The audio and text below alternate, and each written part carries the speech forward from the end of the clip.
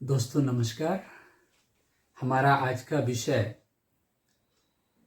Allergic rhinitis पर है और आज के विषय में हम जिन पहलुओं को छुएंगे उसमें एलर्जिक राइनाइटिस होता क्या है, इसके होने के कारण क्या हैं और होम्योपैथी में हम कितना कारगर है हमारी होम्योपैथी। तो हम कुछ जो होम्योपैथिक प्रमुख दवाएं हैं उनके थेराप्यूटिक्स और साथ में इसमें योग कितना सहायक है उस पर भी हम चर्चा करेंगे। इस विषय पे हम विस्तार से चर्चा करें उसके पूर्व अगर अब तक आपने हमारे चैनल को सब्सक्राइब नहीं किया है तो कृपया इसे सब्सक्राइब करें, लाइक भी करें, कमेंट्स भी आपके स्वागत होंगे। Thank you. जी सर, तो सबसे पहले हम जानेंगे कि एलर्जिक राइनाइटिस होता क्या है। अक्सर ये देखा जाता है कि बदलते मौसम में इसके पेशेंट ज़्यादा बढ़ जाते हैं, तो हमें क्या करना चाहिए सर, उसके बारे में आप बताएं। एलर्जिक राइनाइटिस, जहाँ टर्म आइटिस आता है उसका मतलब ही होता है इन्फ्लामेशन से, और खास करके यह टर्म नेजल डिसऑर्डर्स यानी नोज से कंसर्न, राइनो मीन्स नोज से कंसर्न होता है। इसमें नेजल इन्फ्लामेशन होता है, बहुत तेज रनिंग नोज होता है, नेजल कंजेशंस होते हैं, एलर्जेंस होते हैं और पोस्टीरियर नेयर्स जो बहुत पेनफुल होता है और पोस्टीरियर नेजल ड्रॉप्स भी देखने को मिलते हैं। खास करके पोलेंस से जो एलर्जी होती है हम इसको हे फीवर भी कहते हैं, और यह मूलतः देखा जाता है कि जब बसंत ऋतु, जबकि एक तरह से पतझड़ के समय गए हुए रहते हैं और उसमें पोलेंस आते हैं, साथ में ये जो पत्ते कहीं न कहीं कलेक्ट होते हैं और वो सड़ते हैं, तो उनसे भी एक प्रकार की विषैली गैसें निकलती हैं और वो गैस किसी न किसी रूप में हे फीवर या एलर्जिक राइनाइटिस का कारण बनती हैं।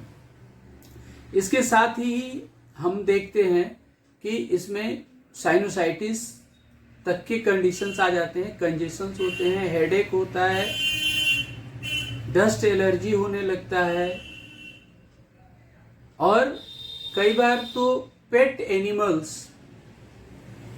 से भी एलर्जन के कंडीशंस आते हैं और इस तरह की चीजें राइनाइटिस के केस में देखने को मिलता है। सर, ये भी हम जानना चाहेंगे कि एलर्जिक राइनाइटिस का मूल कारण क्या है और क्या क्या समस्याएं होती हैं और होम्योपैथिक में इसका क्या निदान है सर, इस पे आप बताएं।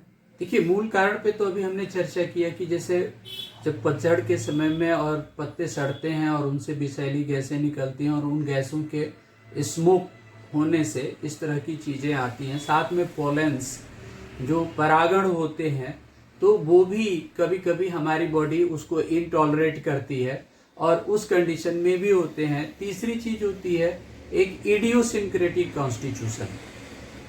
कुछ लोग हर चीज के प्रति सेंसिटिव हो जाते हैं।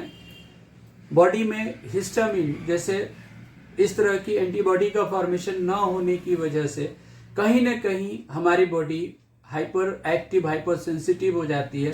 कुछ लोगों को तो देखेंगे कि जैसे पुरानी किताबें हैं या झाड़ू लग रहा है या कहीं धूल गर्दे हैं और उसकी वजह से उनको बहुत तेजी से छींक आना, स्नीजिंग होना और तमाम तरह की चीजें होना, ये सारा कुछ डेवलप कर जाता है।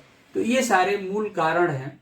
अब रही बात जो होम्योपैथिक दवाई की, तो हमें हमेशा याद रखना चाहिए कि होम्योपैथी इंडिविजुअलाइजेशन को फॉलो करती है, यानी man to man, individual to individual हमारी अलग अलग दवाएं होती हैं। और जो कॉमनली हम हे फीवर की दवा देखते हैं जिसमें आर्सेनिक आयोडाइड, सोरिनम, पायरोजेनियम, इस तरह की प्रवृत्त दवाएं बहुत प्रोमिनेंट होती हैं। अब किस तरह के कंडीशन सिम्टम्स डेवलप कर रहे हैं, जैसे जहां रनिंग नोज है, स्नीजिंग बहुत ज्यादा है, उसके साथ बंद कमरे में एग्रावेशन है, ओपन एयर में एम्यूलोरेशन है, इस तरह की चीजें जहां दिखेंगी तो वहां पे हम एलियमसिपा के बारे में सोच सकते हैं।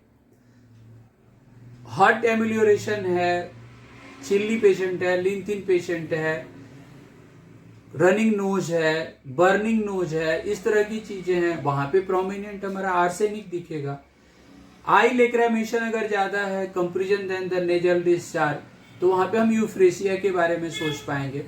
तो इस तरह से मल्टीपल दवाएं हमारी हैं और वो सभी दवाएं सिम्टोमेटोलॉजी के हिसाब से हम अपनी दवा का चयन करते हैं। पोस्टीरियर नेजल ड्रॉप्स जो होते हैं, बहुत ज्यादा बलगम भरा रहता है नाक, जब बच्चा बात करता है तो पूरा जैसे लगता है कि नाक के भर से बोल रहा है, अब वैसे कंडीशन में हम लेमना माइनर के बारे में सोच सकेंगे। तो इस तरह की तमाम सारी हमारी दवाएं हैं और हमको हमेशा सिम्टोमेटोलॉजी के हिसाब से जाना चाहिए, क्योंकि वीडियो का मेरा मकसद होता है कि लोगों तक अपनी सही बात को पहुंचाना, न कि वीडियो देख करके ट्रीटमेंट करने लगना। और इसके लिए तो हमेशा आग्रह मैं करूंगा कि बिना एक्सपर्ट ओपिनियन के आप कभी ऐसा कार्य ना करें। सर, एलर्जिक राइनाइटिस के केस में क्या क्या मतलब इसका ट्रीटमेंट क्या होना चाहिए और उसके साथ इसका मैनेजमेंट क्या करें, और यदि एलर्जिक राइनाइटिस का पेशेंट है तो घरेलू नुस्खे क्या अपनाने चाहिए सर, इस पर आप बताएं। देखिए, सबसे बड़ी चीज क्या है कि आजकल हम लोग जो दादी नानी के नुस्खे भूल गए हैं, तो वो कहीं न कहीं वो एक बहुत बड़ा कारण बना हुआ है। अब हमको इन बातों का भी ध्यान रखना होगा कि जब हम ये सारी चीजें कर रहे हैं और ट्रीटमेंट के पैटर्न में हैं, तो जैसे नाक में तेल डालना, सरसों का तेल, नाक में गाय का घी डालना, नाभि में सरसों का तेल लगाना, पैर के तलवा पे सरसों के तेल अजवाइन पका करके और उसको अच्छे से तेजी से मसाज करना। अजवाइन पका हुआ सरसों का तेल लेके हाथ के दोनों गदेरियों पे रख करके और अच्छे से उसको मसाज करना। और आप देखेंगे कि अगर बहुत सीवियर कोराइजा है और पैर के तलवा और हाथ की गदेली पे अगर आप अच्छे से तेल लगा करके गर्म तेल और मसाज कर देते हैं, तो देखते हैं कि विद इन शॉर्ट टाइम ये चीजें हमको देखने को मिलती है, रिकवरी हो जाती है। साथ में सीने पे गर्म तेल रख करके और उसका अच्छे से घी का भी हल्का सा गुनगुना घी रख करके और उसको मसाज कर देना।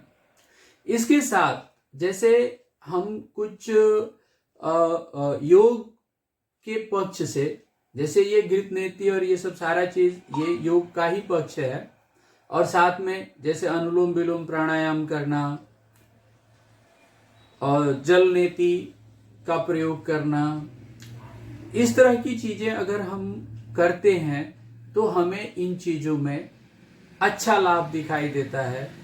और इस तरह से हम इस मतलब जटिल से जटिल चीज को हम एक सरलतम तरीके से हम इसका उपाय कर सकते हैं। देखिए, इसमें योग कितना सहायक है, इस पर बताएं सर। एलर्जिक राइनाइटिस में योग बहुत ही सहायक है, और योग अगर आप नियमित अभ्यासी हैं, अनुलोम विलोम सिंपल प्राणायाम करते हैं, तो मुझे लगता है कि बहुत हद तक ये चीजें आपको पूरा प्रभाव नहीं डाल पाएंगे।